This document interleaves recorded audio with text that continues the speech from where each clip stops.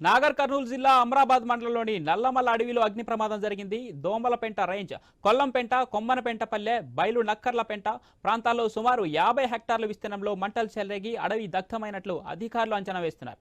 మంటలు ఆర్పేందుకు అటవీ శాఖ అధికారులు చర్యలు తీసుకుంటున్నారు.